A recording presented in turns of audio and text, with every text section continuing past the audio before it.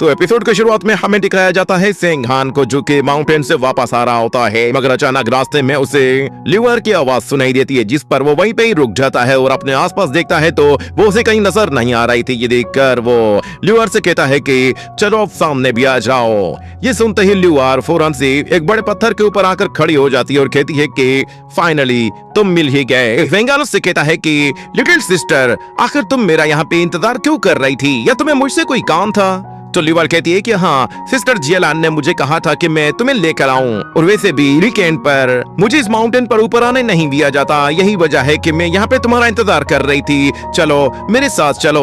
ये कहते ही वो उसे अपने साथ ले जाती है और फिर हमें दिखाया जाता है कि फेंघान जैसे ही जियलान के पास पहुंचता है तो वो वहां पर आकर उसे सबसे पहले ग्रीट करता है, और लोंगशुआन भी उससे कहती है कि बनीडल को देखकर कहता है कि मैं ये नहीं ले सकता, मगर ल्यूअर उससे कहती है कि फेंघान ये तुम क्या कर रहे हो, सिस्टर तुम्हें रिवार्ड दे रही हैं, फौरन से ले लो। और जियलान भी कहती है कि मुझे पता है कि तुमने कंपटीशन जीतने के बाद कोई भी रिवॉर्ड हासिल नहीं किया, तुम्हें सिर्फ और सिर्फ ब्रीज टेक्निक दी गई है, एज सेक्ट मास्टर को तुम्हारे बारे में पता नहीं है, मगर तुम इस नीडल को लेकर कल्टीवेशन अपनी स्टार्ट कर दो। मैं तुम्हें एक ऐसी जगह बताती हूँ जहाँ का एसेंस बहुत ही ज्यादा थिन है, अगर तुम किसी थिन एसेंस वाली जगह पर जाकर कल्टीवेट करोगे तो वुड ब्रीज टेक्निक को अचीव नहीं कर पाओगे। तुम्हें जाना है तो तुम पर्पल बैम्बू फॉरेस्ट में जाओ, ये हमारे जियलान पीक पे ही मौजूद है। मैंने स्पिरिचुअल रूट्स को इसी पर्पल फॉरेस्ट में कल्टीवेट किया था, तुम चाहो तो यहाँ पे प्रैक्टिस कर सकते हो। मुझे पूरी उम्मीद है कि तुम इस पर्पल बैम्बू फॉरेस्ट में ज्यादा जल्दी ग्रो कर जाओगे। ये सुनकर फेंघान उससे कहता है कि इन सब के फॉरेस्ट मेरा सबसे बेस्ट फॉरेस्ट है। और अगले सीन में हमें दिखाया जाता है कि फेंघान बैम्बू फॉरेस्ट पर आ जाता है और वहां पर एक जगह बैठकर कल्टीवेट से क्यों नहीं सीखते, जो कि किंग मू डायनेस्टी का किंग है। ये सुनकर फेंघान हैरान हो जाता है और कहता है कि किंग मू पैलेस, मैंने ये नाम सुना है। और फिर यान उसे बताता है कि ये क्यानमू डाफा 8 सुपरनेचुरल पावर्स में से एक पावर है। तुम बिल्कुल बेफिक्र हो जाओ, किंग मू पैलेस के सारे मेथड्स के बारे में मुझे बहुत ही अच्छे तरीके से मालूम है, मैं तुम्हें सिखा भी सकता हूँ। हमारी ये स्प्रिंग ब्रीज टेक्निक किंग मू पैलेस टेक्निक के बिल्कुल इक्वल लेवल की टेक्निक है, क्योंकि दोनों की ओरिजिन ट्रू की है। अभी ये बातें तुम्हें समझ में नहीं आएंगी, मगर फ्यूचर में तुम्हारे सारे डाउट क्लियर हो जाएंगे। तो फेंघान उससे कहता है कि आखिर तुम्हें इतनी ज्यादा सुपरनेचुरल पावर्स के बारे में कैसे पता है। ये बात सुनकर वो उससे कहता है कि ये क्या जोक है, मुझे बहुत ही अच्छे तरीके से मालूम है, मैं इंपीरियल पावर गेट का मास्टर हूँ, मेरे पास सारी की सारी नॉलेज मौजूद है। डी पैलेस में तुम्हें हुआ है को प्रैक्टिस करना पड़ता है। मैं तो व्हाइट इंपरर गोल्डन पिलो टेक्निक के बारे में भी जानता हूँ, और इसके अलावा ब्लैक इंपरर वाटर टेक्निक के बारे में भी तुम्हें याद मालूम नहीं होगा, और तुम्हें तो इंपरर टूशवांग के बारे में भी कुछ नहीं पता। एक चीज तो मैंने तुम्हें पहले से ही सिखा दी है, जिसे तुम गोल्डन यामा बॉडी कहते हो।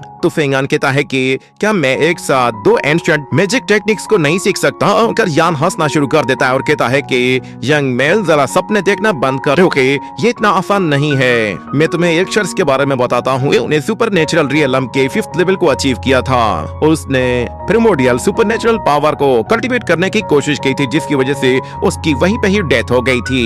तो फेंघान कहता है कि 5th लेवल डिवाइन रियलम, लगता है कि मैं अभी बहुत वीक हूँ, मुझे जल्द से जल्द इस लेवल को भी अचीव करना ही होगा। और दूसरी तरफ यान उससे कहता है कि अगर तुमने हुओ टियांडू को हराना है तो फिर तुम्हें उससे ज्यादा ताकतवर बनना होगा।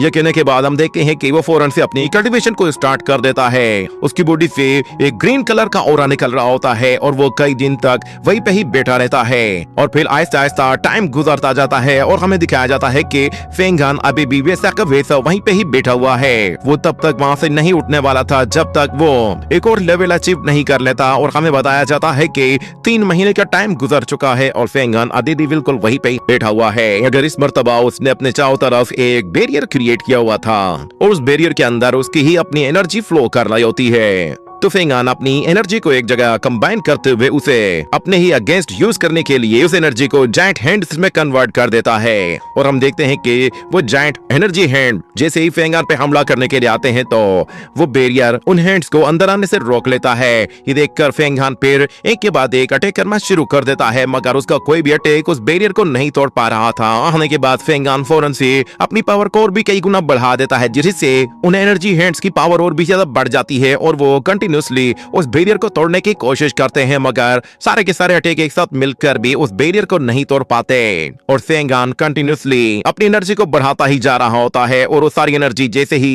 एक जगह इकट्ठी होना शुरू हो जाती है तो फिर सेंगान उस सारी की सारी एनर्जी को एकदम से रिलीव कर देता है, जिससे वो ब्रेक थ्रू करके फौरन से सुपरनेचुरल रियलम के सेकंड लेवल में आ जाता है, जो कि मिस्टिक लेवल होता है। इस लेवल में आने के बाद फेंगान फौरन से अपनी पावर्स को ट्राई करने के लिए ऊपर हवा में जाकर एक जोरदार एनर्जी प्रेशर रिलीज करता है, जिससे वो पूरा का पूरा बैम्बू फॉरेस्ट हिलकर रह जाता है, जिसकी वजह से जियालान पीक पे ल्यूआर को भी झटके महसूस होते हैं। और फेंगान फौरन से उड़ते हुए वापस से अपने पीक की तरफ आ जाता है, तो उसे फील होता है कि उसकी पावर अब पहले के मुकाबले में बहुत ही ज्यादा बढ़ चुकी है। और वो कहता है कि मैंने अपनी कल्टीवेशन को काफी इंप्रूव कर लिया है। इतने में अचानक वहाँ पर फिर ल्यूआर आ जाती है, जो कि बहुत ही ज्यादा गुस्से में थी। वो फेंगान से आते हुए कहती है कि मैंने तुम्हें कहा भी था कि वो पर्पलेलू फॉरेस्ट मेरा फेवरेट फॉरेस्ट है, तुमने उसे पूरी तरह से बर्बाद कर दिया है, तुम्हें इसके लिए भरपाई करनी होगी। ये कहते हुए वो गुस्से में उसे डांटना शुरू कर देती है, मगर इतने में हम देखते हैं कि फिर वहाँ पर श्वान लोंग आ जाती है, जो कि आते साथ ही ल्यूआर से कहती है कि तुम ये क्या कर रही हो, फेंगान से जरा तमीज से बात किया करो। और फिर वो फेंगान से कहती है कि बहुत बहुत मुबारक हो, तुमने सुपरनेचुरल पावर के सेकंड लेवल को भी अचीव कर लिया है। तो फेंगान उससे कहता है कि तुम्हें भी बहुत बहुत मुबारक हो, तुमने फाइनली सुपरनेचुरल रियलम को अचीव कर लिया।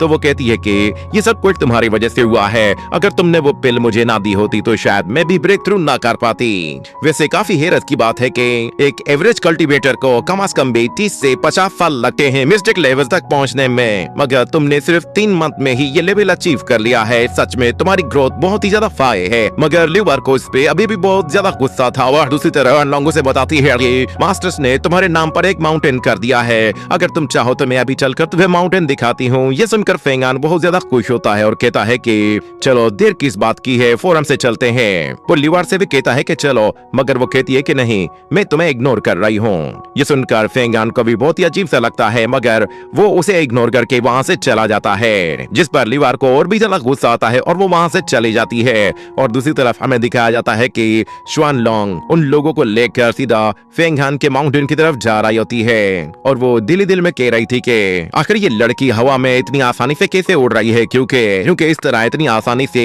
सिर्फ और सिर्फ वही उड़ सकता है जो कि सुपरनेचुरल पावर को अचीव कर लेता है। इसकी स्ट्रेंथ सच में काफी होनी चाहिए, लगता है ये शायद अपनी पावर्स को छुपा रही है। और फिर वो फेंगान से कहती है कि चलो वो पीक सामने है। ये कहने के बाद वो लोग फौरन से एक माउंटेन के ऊपर आकर लैंड करते हैं, और फिर वो ड्रैगन गर्ल उसे बताती है कि इस तरह के माउंटेन सिर्फ और सिर्फ शानमैन ही बना सकता है, उसके लिए इस तरह के माउंटेन बनाना कोई बड़ी बात नहीं है। असल मसला सिर्फ और सिर्फ इन माउंटेन्स को हवा में फ्लोट कराना होता है। मगर वैसे भी हमारे ईस्ट में बहुत सारे एल्डर्स मौजूद हैं जो लोग अपने स्पेल्स का इस्तेमाल करके बहुत ही आसानी से इन माउंटेन्स को हवा में ले आते हैं। और दूसरी तरफ फेंगान कहता है कि मैंने टियानगोंग एल्डर्स के बारे में सुना है, वो लोग काफी ज्यादा हार्ड वर्क करते हैं। और दूसरी तरफ लोंगशुआन से कहती है कि सब लोगों के सामने मुझे जलील कर अपनी पावर को शो किया था, मगर हो सकता है कि शायद 9 साल के बाद मुझे मौका मिले और मैं सेम टू सेम वही उसके साथ करूं। ये कहने के बाद वो कहता है कि आज से इस माउंटेन का नाम होगा री इनकारनेशन। ये कहते हुए वो उस माउंटेन पर री इनकारनेशन का नाम लिख देता है, और जैसे ही वहाँ से जाने लगता है तो वो लड़की उससे कहती है कि मुझे तुमसे कुछ और जरूरी बात करनी थी। जानती हूँ कि हम दोनों का एक ही लेवल है और हम दोनों इस वक्त सुपरनेचुरल रियलम में है, तो हम एक दूसरे के साथ ये बात शेयर कर सकते हैं, और मुझे भी तुम पे भरोसा है। मैं चाहती हूँ कि तुम मेरे साथ ओशन ओरिजिन में चलो, हम लोग वहाँ पर जाकर कुछ एक्सप्लोरेशन करना चाहते हैं। उम्मीद है कि तुमने गुइशु बैटलफील्ड का सुना होगा। ये सुनकर फेंगान कहता है कि गुइशु, तो वो लड़की उसे बताती है कि हाँ, गुइशु ये वो बैटलफील्ड है जहाँ इमोर्टल्स और डीमंस के बीच में एक खतरनाक जंग हुई थी। यहाँ तक कि इस जंग ने पूरी दुनिया को अपनी लपेट में ले लिया था और बहुत सारे सेवोडल्स के जरिए यहाँ पर आए थे। मुझे पूरा यकीन है कि अगर हम लोग उस बैटलफील्ड में जाते हैं और एक्सप्लोर करते हैं तो हमें वहाँ पर कोई बहुत ही खास और कीमती ट्रेजर मिल सकता है। यहाँ जाता है कि इस जंग में एंशिएंट लिंगडान मैजिक वेपन को यूज किया गया था। इसके अलावा मैजिक वेपन भी इसी बैटलफील्ड में कहीं न कहीं दफन है, और इसके अलावा वहाँ पर एक फेरी की लेजेंडरी एनर्जी भी मौजूद है। अगर हमारा लक अच्छा रहा तो हमें वहाँ पर कोई न कोई आम की चीज जरूर मिल जाएगी, और अगर लक हमारा बुरा रहा तो शायद हो सकता है कि वहाँ पर हमारी जान भी चली जाए। तो फेंगान कहता है कि ठीक है, मैं चलने के लिए तैयार हूँ, मगर पहले मुझे थोड़ी सी तैयारी करनी होगी। हम लोग कल सुबह ही गुइशु बैटलफील्ड के लिए निकल जाएंगे। ये सुनते ही लोंगचुआन कहती है कि ठीक है तो फिर मैं तुमसे कल सुबह मिलूंगी। उम्मीद है कि तुम ज्यादा देर नहीं लगाओगे। ये कहने के बाद मैं कंटिन्यूसली हार्डवर्क करता जा रहा हूँ, मगर मुझे नहीं लगता कि इतनी मेहनत करने के बावजूद भी मैं हुआटियानडू के कल्टीवेशन लेवल को मैच कर पाऊंगा। अब बस मेरा लक अच्छा हो तो मुझे वहाँ पर कोई अच्छी चीज मिल सकती है। जिसके बाद अगले सीन में हमें दिखाया जाता है कि फेंग हान फेंग किंगशी के पास आता है और कहता है कि सीनियर सिस्टर, मैं आपसे मिलने के लिए आया हूँ। मैं आपको बताना चाहता हूँ कि ये मैंने आपको अरविंदन नहीं किया, मैंने कॉम्पिटिशन में टॉप पोजीशन हासिल की है और अब मैं एक ट्रू डिसाइपल बन चुका हूँ। इतने में हमें प्रैक्टिस करते ही रहोगे तो मुझे नहीं लगता कि तुम्हारी बॉडी इतना ज्यादा स्ट्रेस बर्दाश्त कर पाएगी, मगर तुम कोशिश करते रहो और एक के बाद एक ब्रेक थ्रू करने की कोशिश करो। जिस पर फेंग हान कहता है कि आपका बहुत बहुत शुक्रिया। ये कहने के बाद फेंग किंगशी शाओलिन की तरफ देखती है तो फेंग हान कहता है कि अरे हाँ, मैं बताना भूल गया था, ये लड़की मुझे अंडरग्राउंड वर्ल्ड में मिली थी। तो फेंग किंगशी उसकी तरफ देखती है, वो उसे देखते ही पहचान जाती है कि ये होन ही की तरह है। वो फेंग हान से कहती है कि मैं चाहती हूँ कि तुम हजारों साल की जिंदगी हासिल करो और ऐसे ही अचीवमेंट हासिल करते रहो।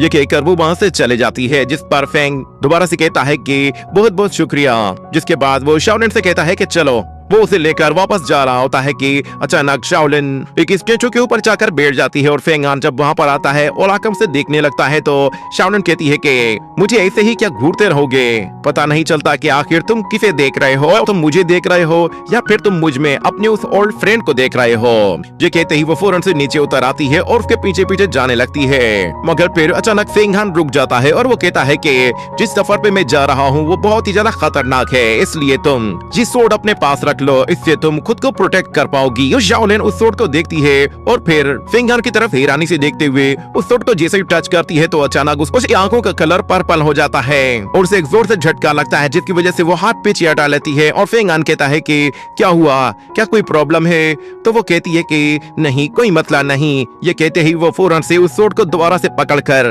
अपने पास रख लेती है। तो फेंग हान कहता है कि तो इसका मतलब है वो बात सच है। और दूसरी तरफ यान कहता है कि किस्मत ने भी क्या अजीब खेल खेला है, इस लड़की का होंगी के साथ कोई ना कोई कनेक्शन जरूर